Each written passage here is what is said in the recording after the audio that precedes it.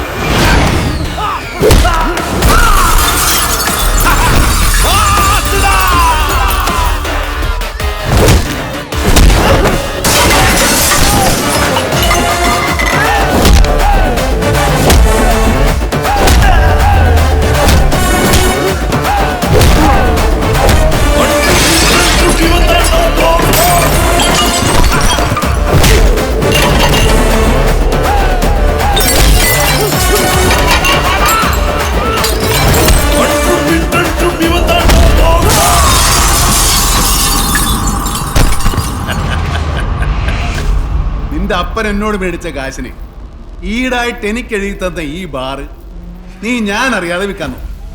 അതുകൊണ്ടാണ് ഞാനിവിടെ കലാപരിപാടികൾക്ക് നടത്തി.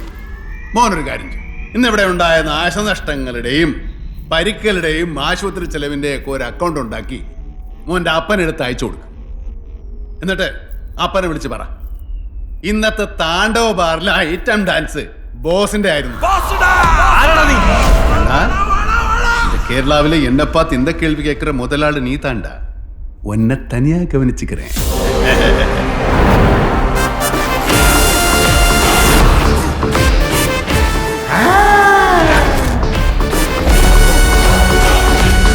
നിങ്ങളിത് വാങ്ങിക്കാൻ വന്നാണോ? അതെ. ആ, കിട്ടിയത് തന്നെ. ഇടി കിട്ടായിരുന്നത് ഭാഗ്യം. പിന്നെ ബോസിന്റെ ഫൈറ്റ് ചെയ്യാൻ ഫേസ്ബുക്കിൽ എടുത്തേ. എന്തിനാ?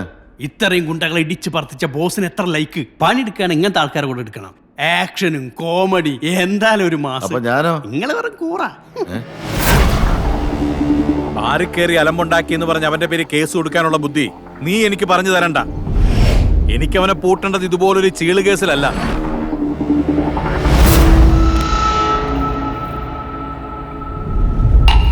നീയൊക്കെ കൂടി തന്തയ്ക്ക് ലാഭം ഉണ്ടാക്കാൻ പോയിട്ട് നഷ്ടം എത്രയെന്നറിയോടാ? ആ ബാറിന് പഴയ പോലെ ആക്കണമെങ്കിൽ ലക്ഷങ്ങൾ ഇറക്കണം. എടാ, നിന്നെയൊക്കെ കൊണ്ട് 10 പൈസ ഉപകാരം ഉണ്ടോ എനിക്ക്? എന്റെ മോൻ ഇനി ഒരു കാര്യം ചെയ്യണം. എന്തെങ്കിലുമൊക്കെ തിന്നും കുടിച്ചും എവിടെങ്കിലുമൊക്കെ കറങ്ങി നടന്നു. ഞങ്ങളായിട്ടുണ്ടാക്കിയതൊക്കെ ഞങ്ങൾ തന്നെ തീർത്തോളാം.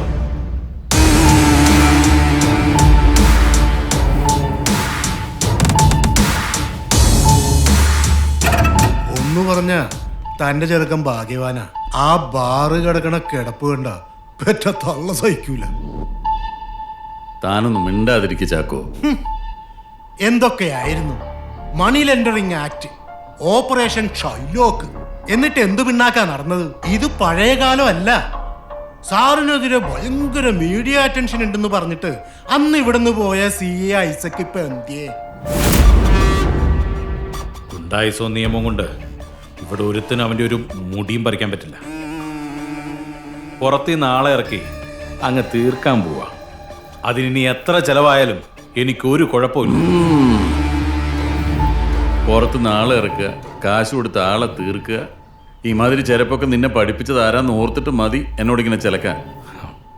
കള്ളനും പോലീസും ഒരുമിച്ച് കളിച്ചിട്ട് ദേ മോൻ അടികൊണ്ട് വന്നതുപോലെ തന്തയും അടികൊണ്ട് നാറിപ്പിരിഞ്ഞു വരും.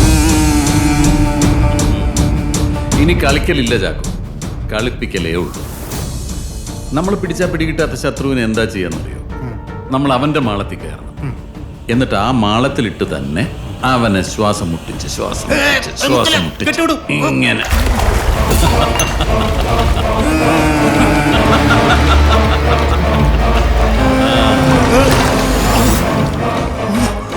ഒരുപാട് നാവാടിയ ഇതുപോലെ പെടഞ്ഞു പെടഞ്ഞു തീരും.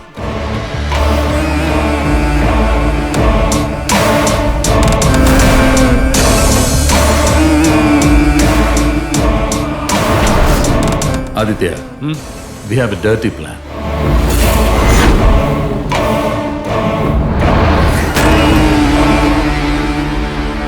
നമ്മളെയൊക്കെ ഇവിടെ വിളിച്ചു വരുത്തിയിട്ട് ഇയാൾ കുന്തം വിഴുങ്ങവരെ ഇരുന്നാൽ എങ്ങനെയാ? ഞങ്ങൾ കുറച്ചു പേർക്കൂടെ സിനിമ എടുക്കണമെങ്കിൽ ഇയാളെ ഗുണ്ടകളിൽ പേടിക്കലെന്ന് വെച്ചാൽ സെക്രട്ടറി ഇതിനൊരു തീരുമാനമുണ്ടാക്കണം. അതിന് ഇയാളെ പറഞ്ഞിട്ട് എന്താ കാര്യം? ഇയാളെ മുന്നിൽ നിർത്തി കളിക്കുന്നത് മൊത്തം മറ്റവനല്ലേ? എന്റെ സെറ്റിൽ കയറി അലമ്പുണ്ടാക്കിയതിന് അവനെ പൊക്കാൻ നോക്കുമ്പോ തടസ്സം വരുന്നു മുഴുവൻ ഇയാളുടെ പേരാ.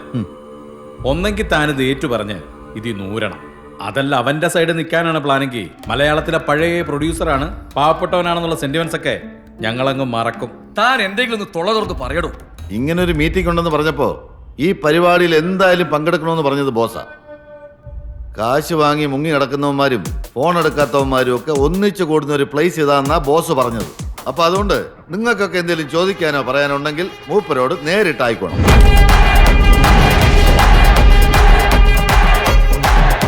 നമസ്കാരം.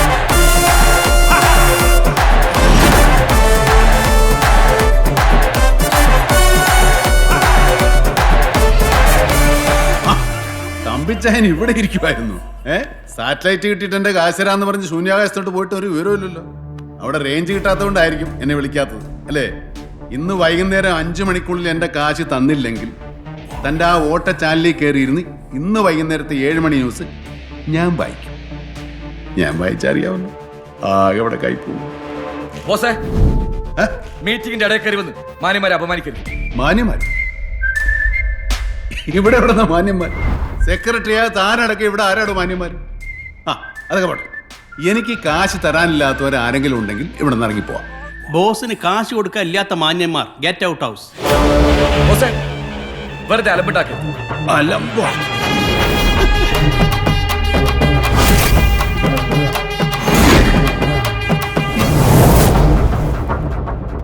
സെക്രട്ടറി, ദാണ്ട് ആ ഫോണിൽ നോക്കി കുത്തിരിക്കുന്നതിന്റെ സെറ്റിലല്ലാതെ ഞാൻ വേറെ എവിടെയെങ്കിലും കയറി അലമ്പുണ്ടാക്കിയിട്ടുണ്ടോ? ഇല്ല. ഇവൻ ഗ്യാരണ്ടി ആയിട്ട് എഴുത്തുന്ന സ്ഥലം വിറ്റാൽ പോലും പലിശ ഒക്കത്തില്ല, പിന്നല്ലേ മുതൽ. എന്നിട്ട് ഞാൻ 6 മാസം ഉണ്ടായിരുന്നു. എന്തുകൊണ്ടാ? നിങ്ങൾ നേരത്തെ പറഞ്ഞില്ലേ മാന്യത. അത് കാശ് മേടിച്ച് നക്കിയവനില്ലെങ്കിലും എനിക്കുള്ളത് കൊണ്ടാ.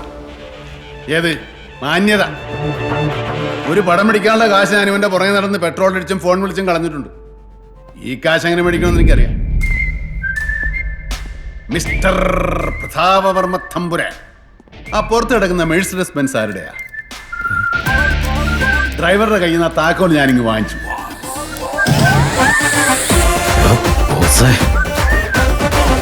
പലിശയായിട്ട് ഞങ്ങൾ അതങ്ങ് എടുക്കുക. ഞങ്ങൾക്കത് വേണം, ഞങ്ങൾക്കത് തരണം.